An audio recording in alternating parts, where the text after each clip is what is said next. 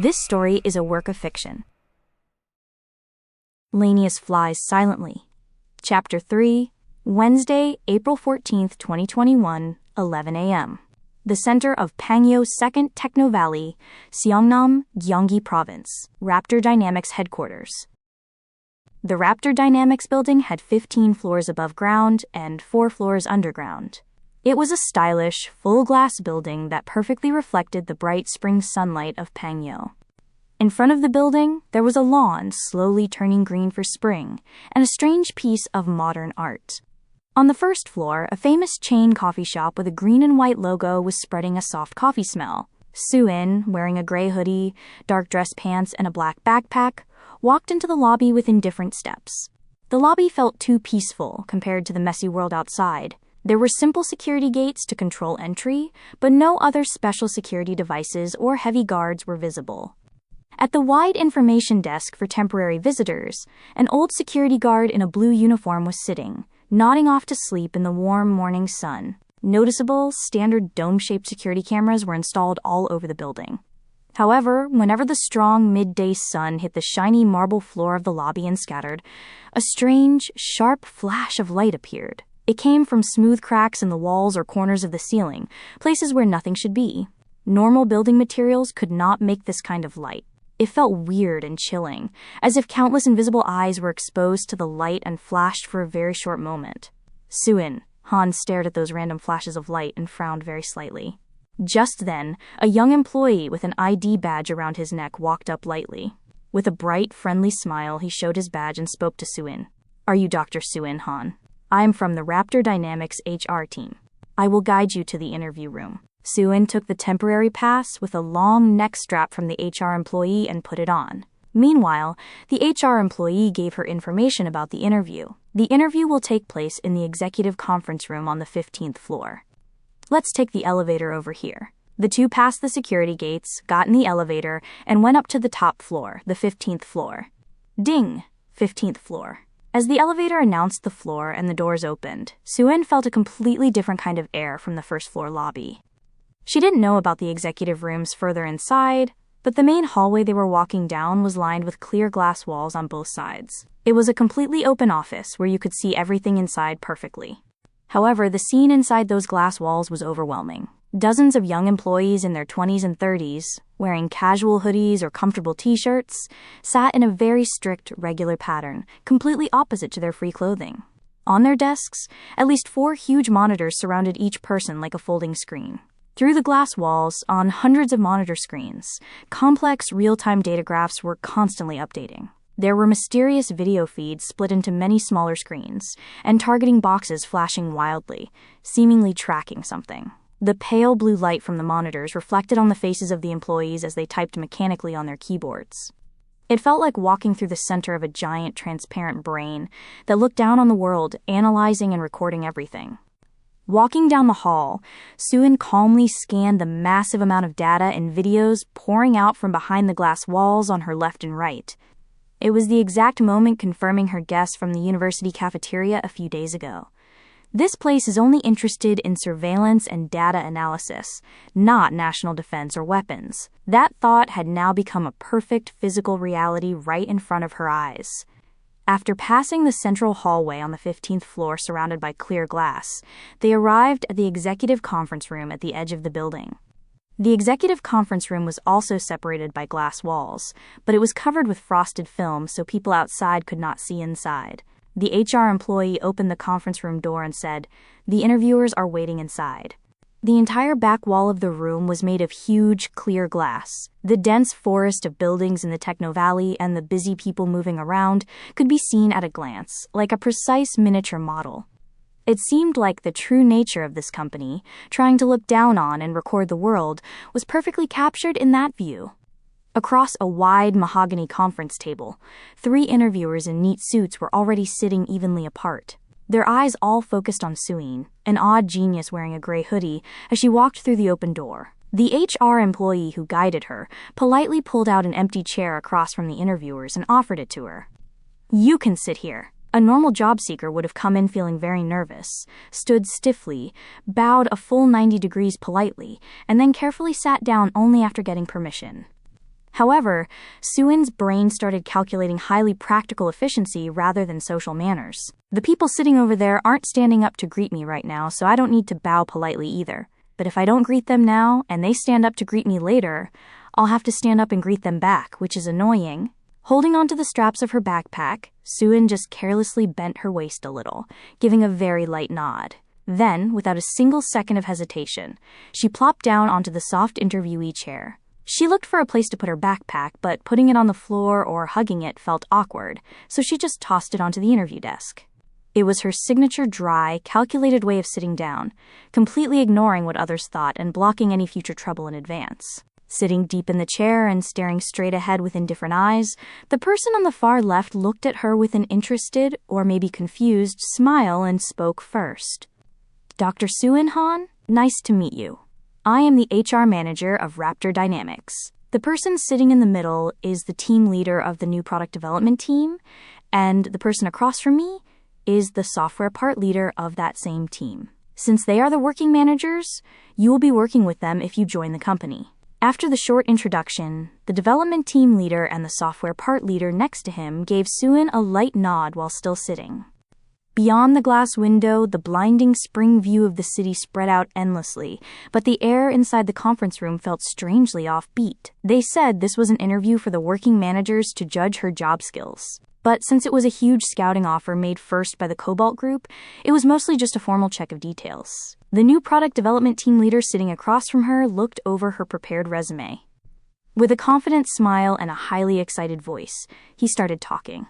"I enjoyed reading your PhD thesis, Dr. Han. Your major is swarm drone control, right? If you join us, you just need to apply that to our new security CCTV drones. We will send massive amounts of drones all over the city, into every corner. They will instantly find any strange behavior that looks like a crime 24 hours a day, and stubbornly track the criminals' paths in real time. Perfect security. Isn't that awesome?" It was the exact moment the chilling feeling she had shared with Xia Ryu a few days ago came true. Not national defense or saving lives, but a purpose solely for watching and tracking someone. Her high agreeableness quietly created a feeling of disgust toward controlling others. But more than that, Suin's expertise instantly caught the deadly lack of technical knowledge mixed in the man's words. "I'm not sure what the connection is between setting up a citywide personal surveillance network by sending out massive amounts of drones, as you mentioned, and drone control in a swarm state. A swarm tries to control many machines like a living creature by making them communicate organically with each other. On the other hand, flying many drones to spread independent cameras widely, then picking a target based on certain conditions from a specific camera, and tracking that target's path from one camera to another has a completely different purpose and processing structure." However, the development team leader waved his hand, snorting at her engineering question. "Ha ha ha. Dr. Han, this isn't school. Why does a theoretical explanation about that connection matter? The important thing is just creating the result so it works that way." At that arrogant answer, Suin's indifferent eyes sank very slightly. She thought to herself, this guy calling himself a development team leader doesn't even know the difference between a citywide surveillance network and swarm control. He definitely just skimmed the title of my thesis. This isn't a place that wants to research technology. It's just a den of merchants putting fancy name tags on security cameras to sell them. Misunderstanding her silence as dissatisfaction with the conditions, the HR manager urgently leaned forward. With a secret yet showy tone full of extreme pride, he brought up a massive number on the table.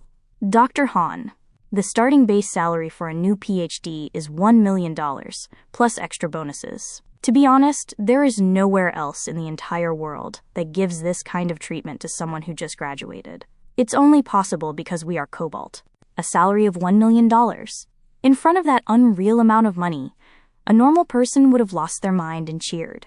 But to Suin, it sounded like an empty shout, failing to change her heart rate by even a single beat. In fact, any thought of becoming a gear in this ignorant and greedy surveillance network completely disappeared from her head. She looked blankly at the strap of her backpack on the desk and said, "I have noted the salary." A satisfied smile was spreading across the interviewers' faces, clearly showing their thought. As expected, no one can resist money. However, breaking their expectations, Suin pushed her chair back and stood up. She grabbed the strap of her backpack that she had left on the desk. She snatched it up, slung the bag over her shoulder, and said dryly, "By the way, can I go to the restroom for a second?" Before the confused interviewers could even say, "Excuse me?" she turned around and walked straight out the heavy door of the executive conference room without hesitation. After rejecting the $1 million contract offered by the Cobalt Group in the 15th floor executive room without a second thought, Soo-in came back down to the first floor lobby. As always, she walked out through the security gates with indifferent steps, showing no emotion. At the information desk in the wide, cool lobby, the old security guard in the blue uniform she had seen in the morning was still nodding off, bathed in the warm spring sunlight. Soo-in took off the temporary ID badge around her neck and silently placed it in front of the guard's desk.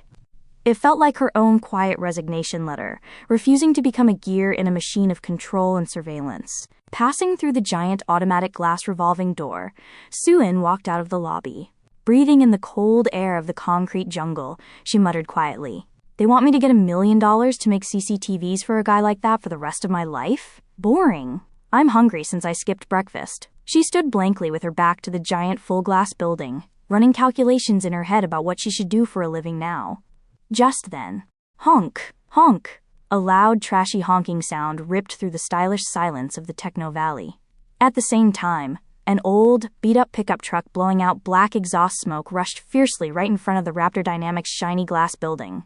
It slammed on its brakes right inside the strictly controlled VIP-only parking zone for everyone to see. Screech! Waking up in a panic from the sound of tire friction and the loud honking, the old security guard hurriedly looked around. Soon he spotted the ugly truck blowing black smoke, illegally taking up the VIP parking space outside the clear revolving door. With a pale face, he grabbed his glowing traffic wand and ran out of the lobby. Just then, the driver's side window of the rattling truck rolled down. Sia, Ryu, wearing cheap plastic sunglasses and messy hair, poked her head out. Her face was burning with explosive action, ready to smash everything and move forward. She struggled to pull her sunglasses down coolly, gave up, and screamed as if trying to pierce through the rough engine noise of the old truck. "Hey, Soo-in, what's with your face? What did those old boomers say? I knew it. You bombed the interview, didn't you?" Even with Sea's sudden, typhoon-like entrance, Soo-in wasn't surprised. She just scanned the truck puffing out exhaust smoke and blinked a couple of times. "Sia? Why are you here? And what's with this car? Where did you pick this up?" Sia slammed the steering wheel and shouted cheerfully, like a winner who owned the world. "I quit. I threw my ID badge away and bought this beat-up pickup truck with my severance pay. Hey, no more talking. Get in. Don't look back. Let's go get some hot comfort food. I have an amazing plan." The security guard who ran from the lobby shouted with veins popping in his neck. "You can't park here. Move your car right now." But Sia didn't even listen to him. She reached over and threw the passenger door wide open. Standing between the car and the building, Soo-in briefly turned her eyes. On one side was the stylish, cold-glass building that promised $1 million salary and comfort, but would turn her into a part meant to watch people. On Carolina's other side was the loud, old pickup truck that smelled like exhaust smoke, making her worry about her next meal right away. And inside it, her only understander and savior, Sia, was reaching out to her fiercely. A very faint, warm smile, about 0.1 millimeters wide, spread across Soo-in's lips, who usually translated the world without emotion, like computer code. To someone who hated controlling other people's freedom, the right answer might have been decided from the very beginning. Stepping one foot into the passenger seat of the truck, she spoke with her usual dryness, but holding a tiny bit of warmth. "Yeah, I can't say no to a good meal." As soon as Soo-in got into the old truck and closed the door, Sia stepped hard on the gas pedal as if she had been waiting for this exact moment. Vroom! With the loud roar of the engine, black exhaust smoke poured out and covered the VIP parking zone. The old pickup truck turned its back on the giant corporate skyscraper and shot forward fiercely,